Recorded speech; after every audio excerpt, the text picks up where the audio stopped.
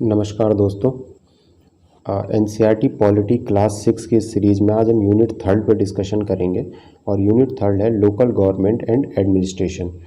इसमें chapter number 5 पंचायती राज, यानी कि जो क्लास 6 में जो चैप्टर नंबर 5 है वो है पंचायती राज। आज इस पर कंप्लीट डिस्कशन करेंगे कि इस चैप्टर में है क्या क्या। ठीक है, तो स्टार्ट करते हैं। पंचायती राज, सबसे पहला टर्म आता है पंचायती राज में ग्राम सभा। तो द ग्राम सभा is a meeting of all adults who live in the area covered by a panchayat. This could be only one village or a few villages. Anyone who is 18 years old or more and who had the right to vote is a member of the ग्राम सभा। Basically इस चीज़ को समझते हैं कि ग्राम सभा होती क्या है। तो ग्राम सभा 18 साल से ऊपर का प्रत्येक व्यक्ति जो मत देने का अधिकार रखता हो वो ग्राम सभा का सदस्य होता है। तो कोई भी ग्राम सभा तब बनती है जब उसमें 1000 सदस्य हों, यानी कि जो भी ग्राम पंचायत होगी वो ग्राम पंचायत क्या होती है, ग्राम पंचायत के अंडर आती है ग्राम सभा। यानी कि ग्राम सभा के जो सदस्य हैं वो आपस में इलेक्ट करते हैं ग्राम पंचायत के प्रेसिडेंट को, यानी कि प्रधान को। तो उनकी संख्या 1000 होनी चाहिए। ठीक है, अगर 1000 लोग हैं तो ही वो ग्राम सभा कहलाएगी। 1000 कौन लोग, जो वयस्क मताधिकार रखते हों, जो वयस्क अपने मत देने का अधिकार रखते हों। अगर ऐसे 1000 लोग हैं किसी क्षेत्र में तो उनको उन सदस्यों के समूह को हम ग्राम सभा कहते हैं। ठीक है, ग्राम सभा कौन ग्राम सभा बनेगा, कौन सा क्षेत्र किस ग्राम सभा में आएगा, ये अधिकार किसके पास, ये निर्णय लेने का अधिकार किसके पास होता है, राज्यपाल द्वारा ये निर्णय किया जाता है। तो बेसिकली ग्राम सभा है क्या, ग्राम सभा है कि एक ग्राम सभा जो मीटिंग करती है किस मीटिंग, अपने क्षेत्र में डेवलपमेंट के लिए। ठीक है, और उनकी मीटिंग में जो भी पॉइंट निकल के आते हैं वो ग्राम पंचायत के सदस्य के, जो ग्राम पंचायत का प्रेसिडेंट है यानी कि जो प्रधान है उसके सामने सारी मीटिंग होती है, फिर उन पर डिस्कस किया जाता है। तो बेसिकली ग्राम सभा कब बनती है, जब कुछ किसी एक गाँव में भी 1000 लोग हो सकते हैं। अगर एक गाँव में मान लीजिए 500 लोग हैं, ठीक है, जो मत देने का अधिकार रखते हैं, तो 500 लोग हैं तो दूसरे गांव को इसमें ऐड किया जाएगा जिसमें 500 लोग और हैं, यानी कि कुछ गांवों को ऐड किया जाएगा, विलेजेस को ऐड किया जाएगा जहां पर संख्या 1000 या इससे ज़्यादा हो जाए। तो 1000 या इससे ज़्यादा की संख्या जब होती है तो ही किसी ग्राम सभा का निर्माण होता है। ठीक है, तो यहाँ से हमको समझ में आ गया होगा ग्राम सभा क्या चीज़ होती है। इस चीज़ को अगर आप बेहतर तरीके से और समझना चाहें तो आप ये देख सकते हैं कि मान लीजिए कोई गांव है, कोई गांव है, किसी गांव का एरिया है। ठीक है, इस गांव के एरिया में मान लीजिए 1200 लोग हैं जो मत देने का अधिकार रखते हैं। तो ये 1200 जो लोग होंगे जो मत देने का अधिकार रखते हैं, ये 1200 लोग ग्राम सभा के सदस्य कहे जाएंगे। ठीक है, ये 1200 लोग ग्राम सभा के सदस्य कहे जाएंगे। इन्हीं से मिलकर ग्राम सभा बनती है जो कि अपनी मीटिंग को कंटिन्यू करेंगे। नेक्स्ट टॉपिक है ग्राम पंचायत। ग्राम पंचायत क्या होती है, ग्राम सभा हम समझ चुके हैं। Every gram panchayat is divided into wards, that is smaller area. Each ward elect a representative who is known as the ward member. ठीक है, ward member. All the members of the Gram Sabha also elect a Sarpanch who is Panchayat President. The Ward Panch and the Sarpanch form the Gram Panchayat. The Gram Panchayat elected for 5 years. ठीक है, इस चीज़ को समझ लेते हैं। जो ग्राम सभा है, ठीक है, इस ग्राम सभा के जो लोग हैं, इस ग्राम सभा के लोग मिलकर वार्ड मेंबर का चुनाव करेंगे। ठीक है, वार्ड मेंबर का चुनाव करेंगे, इलेक्शन होगा, डायरेक्ट इलेक्शन। और साथ ही प्रेसिडेंट, पंचायत के प्रेसिडेंट यानी कि प्रधान को चुनेंगे। ठीक है, यूपी के लैंग्वेज में, अलग अलग राज्यों में इन्हें अलग अलग नाम से बुलाया जा सकता है, क्योंकि जो पूरा लोकल गवर्नमेंट है, ये जो पंचायती राज है, जो म्यूनसिपैलिटीज़ आती हैं, ये स्टेट के अंडर में आती हैं। इनकी देखरेख कौन, इनकी जो जिम्मेदारी होती है वो किसकी होती है, राज्य की होती है। इसलिए किसी भी राज्य में इनको अलग अलग नाम से पुकारा जा सकता है। अगर हम उत्तर प्रदेश के कॉन्टेक्स्ट में बात करें तो इसे हम प्रधान कहते हैं। तो ग्राम सभा के जो सदस्य हैं वो इलेक्शन के माध्यम से अपने वार्ड मेंबर को चुनते हैं और अपने प्रेसिडेंट को चुनते हैं। यानी कि अगर कोई गाँव का क्षेत्र है तो इस गांव के क्षेत्र को छोटे छोटे वार्ड्स में बांटा जाएगा। ठीक है, ये वार्ड में एक जो इलेक्शन होगा वो किसका इलेक्शन होगा, वार्ड मेंबर का इलेक्शन होगा। ठीक है। इस गांव में जो इलेक्शन होगा वो किसका होगा, वार्ड मेंबर का इलेक्शन होगा। और ये पूरी ग्राम सभा किसको चुनेगी, प्रेसिडेंट को। इस वार्ड के लोग किसको चुनेंगे, वार्ड मेंबर को। इस वार्ड के लोग अपना वार्ड मेंबर चुनेंगे, इस वार्ड के लोग अपना वार्ड मेंबर चुनेंगे। और ये जो वार्ड मेंबर होंगे इन्हीं को हम क्या कहते हैं, पंच भी कहते हैं। ठीक है, इन्हीं वार्ड मेंबर को हम क्या कहते हैं, पंच भी कहते हैं। और इन पंचों का जो प्रधान होता है, ये इन पंचों का जो लीडर होता है वो आपका सरपंच होता है या प्रधान होता है, जो कि ग्राम सभा के लोग आपस में इलेक्ट करते हैं। ये इलेक्शन कितने टाइम के लिए होता है, ये इलेक्शन 5 साल के लिए होता है। ठीक है, ये इलेक्शन 5 साल के लिए होता है। ठीक है, 5 साल के लिए कोई भी जो सभा है वो अपने जो इलेक्शन करती है मतदान के माध्यम से, वो 5 साल के लिए होता है। नेक्स्ट टॉपिक, नेक्स्ट चीज हम इसमें समझते हैं, the gram panchayat has a secretary who is also the secretary of the gram sabha. This person is not an elected person but is appointed by the government. ठीक है, the secretary is responsible for calling the meeting of the gram sabha and gram panchayat and keeping a record of the proceeding. इस चीज को समझ लेते हैं। देखिए, ग्राम सभा थी, एक ग्राम सभा थी। इस ग्राम सभा में कुछ वार्ड बटे हुए थे, वहां से हमने इलेक्ट किए वार्ड मेंबर।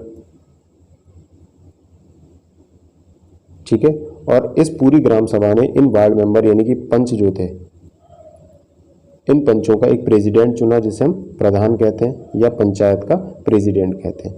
तो ये वार्ड मेंबर और जो ये प्रधान है, ये मिलकर क्या बनाएंगे, ग्राम पंचायत।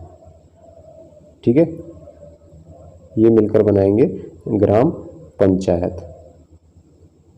और इस ग्राम पंचायत की जो जिम्मेदारी होगी काम करने की, वो किस किस की होगी, एक तरफ जो इलेक्शन के माध्यम से चुने गए हैं वो कैंडिडेट, ठीक है, और एक तरफ आपके अपॉइंटेड जो किए गए हैं। तो यहां पर कौन है, ग्राम सभा के सदस्य, ठीक है, वार्ड मेंबर यानी कि पंच, और पंचायत प्रेसिडेंट।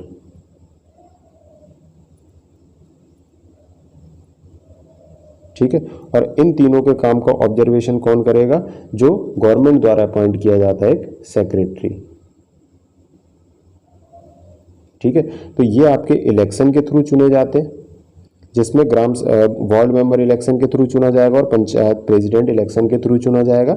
और जो ग्राम सभा है, ग्राम सभा में कौन से सदस्य होते हैं, जो उस क्षेत्र के जो वयस्क मताधिकारी हैं, जो मतदान देने का अधिकार रखते हैं, वयस्क लोग, एडल्ट लोग, वो ग्राम सभा के सदस्य होते हैं। तो ये पूरी ग्राम पंचायत की एक प्रोसेस होती है कि ग्राम पंचायत काम कैसे करती है। कि ग्राम पंचायत एक ऐसा क्षेत्र होता है जहाँ पर 1000 से अधिक मताधिकार रखने वाले वयस्क नागरिक होते हैं। जो 1000 से अधिक वयस्क मताधिकार रखने वाले नागरिक हैं वो ग्राम सभा के सदस्य होते हैं। ग्राम सभा जो पूरा क्षेत्र है ये ग्राम पंचायत का, वो कुछ वार्ड्स में बटा हुआ होता है। उन वार्ड के जो उस वार्ड का जो क्षेत्र होगा, वहाँ के लोग अपने अपने वार्ड मेंबर को चुनेंगे। ठीक है, वार्ड मेंबर को चुनने के बाद उनको ही हम पंच कहते हैं। और जो पूरी ग्राम सभा है, वो ग्राम सभा उन पंचों के लिए एक प्रेसिडेंट का यानी कि अपनी ग्राम सभा के लिए एक प्रधान की नियुक्ति करेगा। इलेक्शन के थ्रू एक प्रधान को चुनेगा और वो आगे की जो भी 5 साल तक अपनी व्यवस्था को कायम रखेगा। और जो सरकारी व्यक्ति जो अपॉइंट किया जाता है, जो गवर्नमेंट के थ्रू अपॉइंट किया जाता है, उसको हम सेक्रेटरी कहते हैं। सेक्रेटरी का काम क्या होता है कि ग्राम सभा की मीटिंग कब होगी, ग्राम सभा की मीटिंग को बुलाना, पंचायत के पंच के सामने और प्रेसिडेंट के सामने ग्राम सभा की कंप्लीट मीटिंग को करवाना, उसका रिकॉर्ड रखना और उसको अच्छी तरीके से एप्लीकेबल करना। तो ये सारा काम होता है सेक्रेटरी का। ठीक, नेक्स्ट टॉपिक पे बात करते हैं, डिस्कशन इन ग्राम सभा मीटिंग। तो हमें पता है कि ग्राम सभा हमारे पास आई, ग्राम सभा से हमने वार्ड मेंबर चुने, वार्ड मेंबर के बाद इनका प्रेसिडेंट का चुनाव किया गया। अब इनका वर्किंग प्रोसीजर क्या होता है, वर्किंग प्रोसीजर क्या होता है, सेक्रेटरी एक मीटिंग अरेंज कराएगा, ठीक है, जिसको हम ग्राम सभा मीटिंग बोलते हैं। इस ग्राम सभा की मीटिंग में मुद्दे उठाए जाएंगे, बात की जाएगी कि उनके क्षेत्र में क्या क्या काम होना है। ठीक, और उन मुद्दों पर ही फिर आगे कार्यवाही की जाएगी। फिर डिसाइड किया जाएगा कि फंड कहाँ से कलेक्ट करना है या क्या करना है, वो सारी चीज़ें हम उस मीटिंग के बाद डिसाइड करेंगे। ग्राम सभा की इस मीटिंग में क्या डिस्कशन होता है, उस क्षेत्र में जो रोड है अगर वो ख़राब है तो उसे रिपेयर करवाना है, पानी की क्या समस्या है, ठीक है, ट्रीज़ का कितने पेड़ों का प्लांटेशन करना है, ठीक, जानवरों के लिए क्या सुविधा हो रही है, स्कूलिंग की क्या व्यवस्था है, उस क्षेत्र के जो सामाजिक मुद्दे हैं, जो सामान्य मुद्दे हैं, उन मुद्दों पर डिस्कशन करते हैं कि आपस में कि उन्हें जो उनकी बेसिक सुविधाएं हैं उनको पूरा कैसे किया जाएगा। Plan of repairing road, water and water storage, plantation of tree, ठीक। बीपीएल कार्ड जो धारक है उसमें सबके नाम भी जो गरीबी रेखा से नीचे उनके नाम हैं कि नहीं है, किसको ऐड करना है, कहीं उसमें कोई धोखाधड़ी तो नहीं है, किसका नाम हटाना है, ठीक है। और जो गवर्नमेंट की स्कीम है, मान लीजिए वाटर सिस्टम के लिए, तो वाटर के लिए गवर्नमेंट ने कुछ स्कीम निकाली है, उसके तहत वो काम कर सकते हैं, कौन सी नई स्कीम आई है, ठीक है। तो उन सारी चीज़ों के बारे में डिस्कशन होता है। ऐसे जितने भी वहाँ पर लोकल मुद्दे होते हैं उन मुद्दों पर बात होती है और उन जो कंडीशंस हैं उनको सही कैसे करना है, इसके इम्प्लीमेंटेशन पे बात होती है कि उसे हम कैसे इम्प्लीमेंट करेंगे, ठीक है। तो ग्राम सभा की मीटिंग में क्या डिस्कशन होता है ये भी आप समझ गए होंगे। इस ग्राम पंचायत का जो कार्य है, ठीक है, वो क्या क्या कार्य उसमें होते हैं और उनके लिए फंड कहाँ से आता है। तो the construction and maintenance of water sources, roads, drainage, school building and other common property resources. तो बेसिकली ये जो रोड्स हैं, वाटर सोर्सेज है, ड्रेनेज सिस्टम है, ठीक है, जो नालियों का कार्य है, जो गांव के अंदर की सड़कें हैं, इन सारी चीज़ों पर जो डिस्कशन होता है और इन पर जो कार्य होता है वो ग्राम पंचायत के द्वारा किया जाता है। कलेक्टिंग लोकल टैक्सेस को जो कलेक्ट करने का काम होता है वो भी ग्राम पंचायत के द्वारा होता है।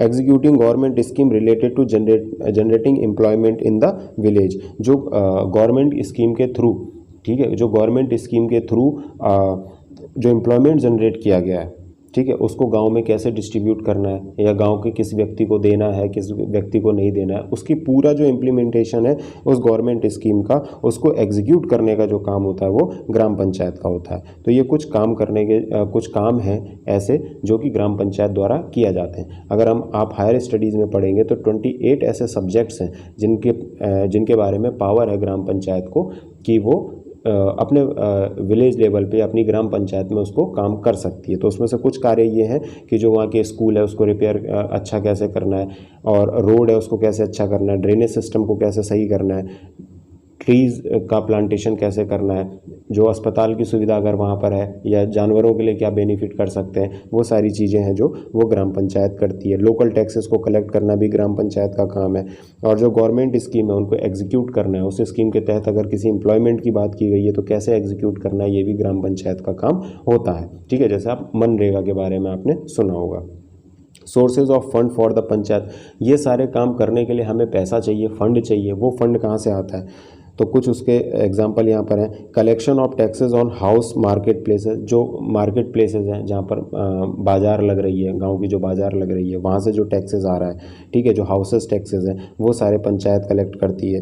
Government scheme fund received through various departments of the government through the जनपद एंड जिला पंचायत और जो ब्लॉक समिति है, आगे आप इसे पढ़ेंगे, जिला पंचायत और ब्लॉक समिति के माध्यम से भी ग्राम पंचायत को क्या दिया जाता है, फंड दिया जाता है, ठीक है। तो उन फंड से जो ग्राम पंचायत कार्य करती है उन फंड के माध्यम से करती है। तो गवर्नमेंट स्कीम के तहत भी ग्राम पंचायत को फंड दिया जाता है। डोनेशन फॉर कम्युनिटी वर्कर्स, ठीक है, donation for community works etcetera.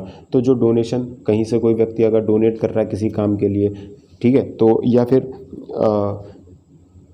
लोगों द्वारा इकट्ठा भी किया जा सकता है, जैसे हम चंदा इकट्ठा करते हैं, चाहे गांव के आपस में लोग मिलके ही कुछ अपने गांव में अच्छा कार्य करना चाहते हैं तो वो आपका डोनेशन में आ जाता है। तो कुछ फंड ऐसे हैं जो कि ग्राम पंचायत द्वारा इकट्ठे किए जाते हैं गवर्नमेंट स्कीम के थ्रू, टैक्सेस के थ्रू, डोनेशन के थ्रू, जिनके माध्यम से ग्राम पंचायत अपने ग्राम पंचायत में कार्य करती है, ठीक है। नेक्स्ट टॉपिक, नेक्स्ट इमेज में आप जैसे देख पा रहे हैं, 2 villages panches from Maharashtra who were awarded the Nirmal Gram Puraskar in 2005 for the excellent work done them in panchayat. तो निर्मल ग्राम पुरस्कार क्या है, इसको भी हम समझेंगे, बट अपने ग्राम पंचायत के एरिया में, ग्राम पंचायत के क्षेत्र में अगर आप बढ़िया काम करते हैं, कुछ आपने इनोवेटिव काम किया है, कुछ अच्छा काम किया, तो उसके लिए निर्मल ग्राम पुरस्कार दिया जाता है। फर्स्ट टाइम जो निर्मल ग्राम पुरस्कार दिया गया था वो 2005 में दिया गया था। आप ये पिक देख सकते हैं, ठीक है। राष्ट्रपति पहले प्रेसिडेंट द्वारा दिया जाता था, किसके अंडर में आता था, ये जल मंत्रालय के अंदर में आता था। इसके बारे में भी हम आगे समझेंगे। 3 लेवल ऑफ द पंचायत, पहला जो लेवल होता है वो विलेज लेवल होता है, दूसरा ब्लॉक लेवल होता है जहाँ पर पंचायत समिति होती है, फिर डिस्ट्रिक्ट लेवल होता है जिसे जिला परिषद कहते हैं। तो इस चीज़ को थोड़ा सा हम समझते हैं। देखिए कंप्लीटली एक, मान लीजिए कोई जिला है तो उस जिला लेवल पर, ठीक है, यानी कि डिस्ट्रिक्ट लेवल पर जो सरकार होगी या जो व्यक्ति होगा जो जिसको इलेक्ट किया जाएगा, उस पूरी सभा को हम कहेंगे जिला परिषद। तो जिला लेवल पर क्या होगा, जिला परिषद। इस जिला परिषद के अंडर में कई सारे ब्लॉक आएंगे, ठीक है, कई सारे ब्लॉक आएंगे। कुछ ब्लॉक, मान लीजिए ये ब्लॉक आ रहे हैं, तो इन ब्लॉकों में जो लेवल है ना लोकल गवर्नमेंट का, उसको हम कहते हैं ब्लॉक लेवल पर पंचायत समिति, पंचायत समिति, ठीक। और इन ब्लॉक में अलग अलग गांव आते हैं जिनको हम कहते हैं विलेज लेवल पर पंचायती राज। तो ये जो गांव आ रहे हैं ये होते हैं ग्राम पंचायत, ठीक है, और ये आपकी ग्राम सभा, ठीक है। तो आई होप आप इस चीज़ को समझ पा रहे होंगे कि सबसे पहले आपका डिस्ट्रिक्ट लेवल पे आता है, ठीक। डिस्ट्रिक्ट लेवल में आपकी जिला परिषद होती है, उसके बाद आपका ब्लॉक लेवल पे पंचायत समिति होती है, इसके बाद आपका ग्रामीण लेवल यानी कि विलेज लेवल जहाँ पर आपकी ग्राम पंचायत होती है, और फिर ग्राम सभा। तो अगर आप इस चीज़ को नीचे से ऊपर के क्रम में समझेंगे तो सबसे पहले आपका विलेज लेवल आया, ठीक है। सबसे पहले आपकी होती है ग्राम सभा। ग्राम सभा से लोग इलेक्ट होके जाते हैं, जहाँ से वार्ड मेंबर चुना जाता है, और फिर एक प्रेसिडेंट चुना जाता है पूरे पंचों का, जिसको हम प्रेसिडेंट कहते हैं, पंचायत प्रेसिडेंट यानी कि प्रधान कहते हैं। ये आपका ग्रामीण लेवल पर हो गया। ये सब मिलके आपस में ग्राम पंचायत बनाते हैं। जब कई ग्राम पंचायत बनती हैं तो उन ग्राम पंचायतों को कलेक्ट किया, एक ग्रुप होता है जो ग्राम पंचायत का, वो ब्लॉक समिति पे आता है, उनका एक ब्लॉक निर्धारित किया जाता है, और जो ब्लॉक लेवल पर पंचायत होती है उसे हम बोलते हैं पंचायत समिति। और फिर ब्लॉक को कलेक्ट किया जाता है, जो ग्रुप ऑफ ब्लॉक है उसके जो उसमें पंचायत व्यवस्था होती है उसे हम बोलते हैं जिला परिषद, ठीक है। तो ये सारी चीज़ें हैं जो आप पंचायत राज में आई होप समझ पा रहे होंगे।